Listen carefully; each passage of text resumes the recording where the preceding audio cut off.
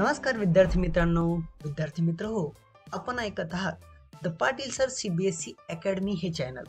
तर विद्यार्थी मित्रांनो, या आधीच्या भागामध्ये आपण रस विचार म्हणजे काय, त्याचं महत्त्व काय हे आपण बघितलं होतं.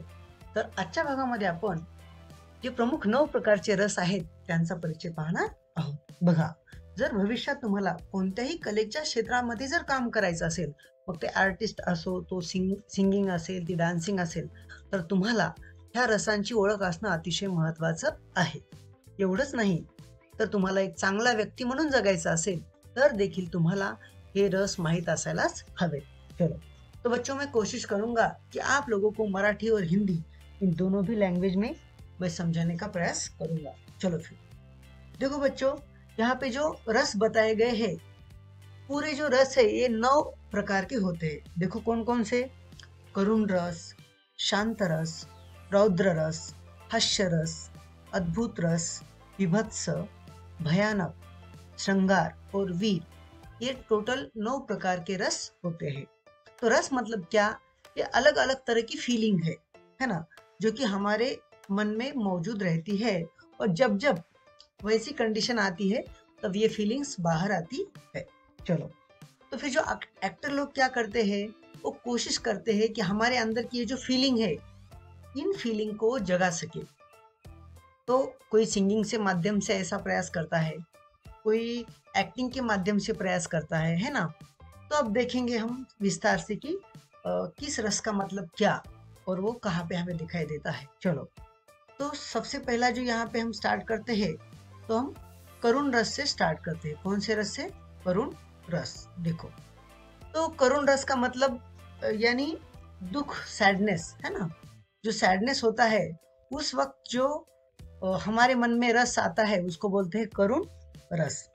तो फॉर एग्जाम्पल कोई हम सैड सॉन्ग सुनते हैं, तो न जाने ऐसा क्यों हमारे मन में उस सॉन्ग जैसी फीलिंग आती है, जो सिंगर है उसके जैसी फीलिंग हमारे मन में आती है, तो उसको बोलते हैं करुण रस. फॉर एग्जाम्पल मराठी का मैं अगर आपको एग्जाम्पल दे दूं करुण रस का, तो एक बहुत पॉपुलर पोयम है, उसका नाम है आई. तो देखो, वहां पे कवि क्या बताता है: आई म्हणून कोणी आईस हाक मारी, ती हाक येई कानी मज होय शोककारी.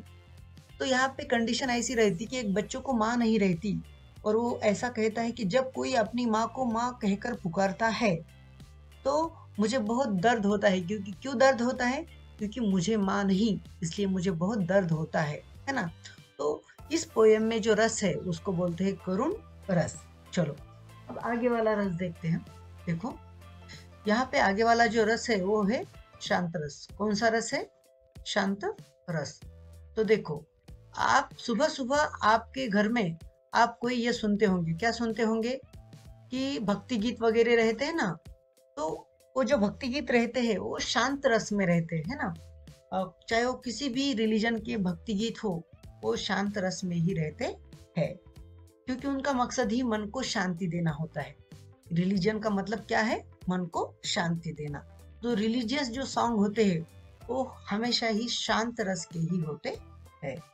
तो फिर फॉर एग्जाम्पल हम शांत रस में अगर मराठी का एग्जाम्पल देखेंगे, तो भक्ति गीत जो है अपने मराठी के, फॉर एग्जाम्पल खण श्याम सुंदरा श्रीधरा अरुणोदय झाला.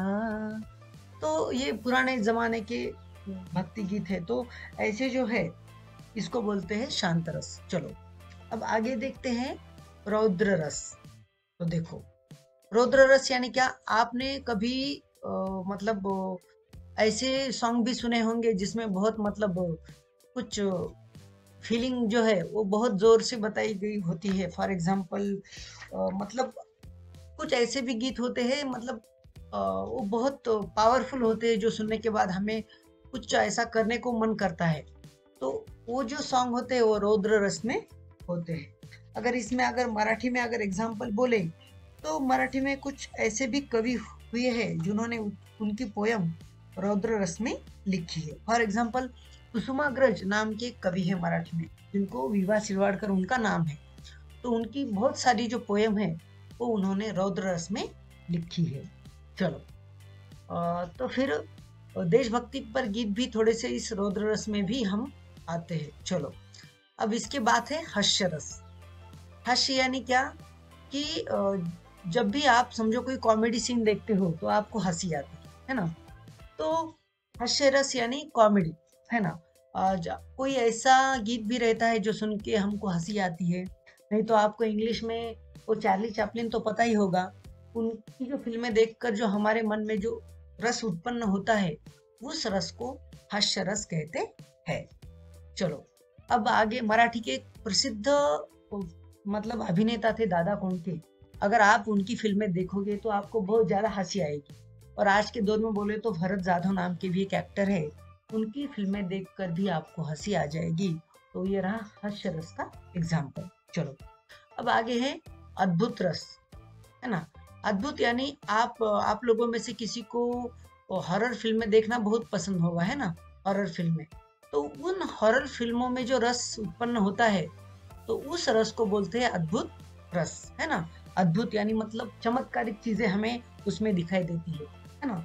तो वो है अद्भुत रस।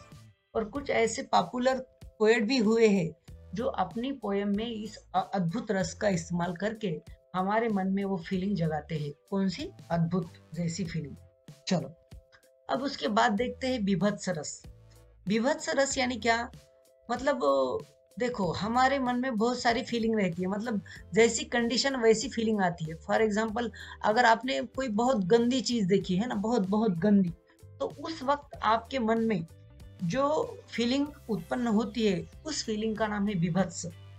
आप अगर कोई हॉलीवुड फिल्में देखते समय आपको कोई बहुत बहुत गंदा सीन, मतलब किसी राक्षस का या किसी विलन का मुंह बहुत गंदा दिखाया जाता है ना, उसके मुंह पर कुछ ऐसे सांपों जैसा दिखाई देता, तो उसको उस वक्त आपके मन में जो फीलिंग उत्पन्न होती है, उस फीलिंग को कहते हैं बीभत्स रस।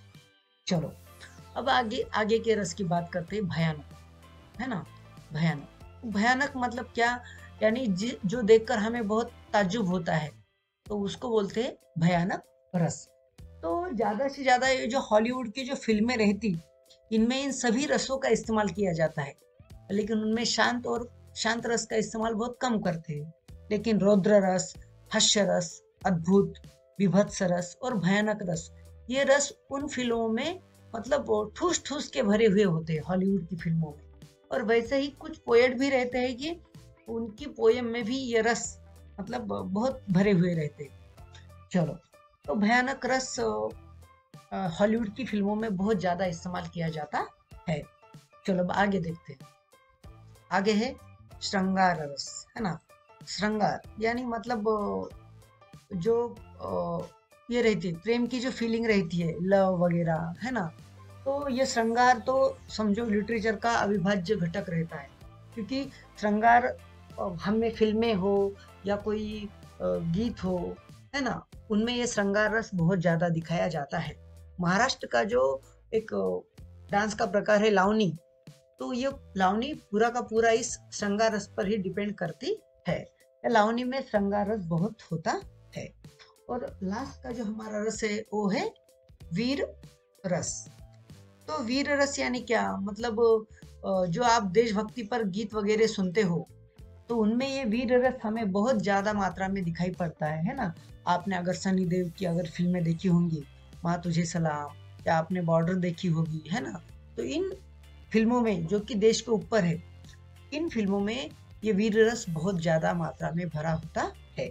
महाराष्ट्र का जो एक पुराने दौर में जो पवाड़े गाते थे महाराष्ट्र में, उन पवाड़ों में ये वीर रस ठूस ठूस कर भरा हुआ होता है। तो बच्चों, इस तरह से हम ये जो 9 रस के प्रकार होते हैं, इनका मीनिंग हम समझ ले सकते हैं। चलो, अगर आगे की चीजें हैं कि हमें अगले पार्ट में देखेंगे, तो आज यहीं पे रुकते हैं। अगर आपको ये वीडियो अच्छी लगी तो आपके दोस्तों को शेयर करना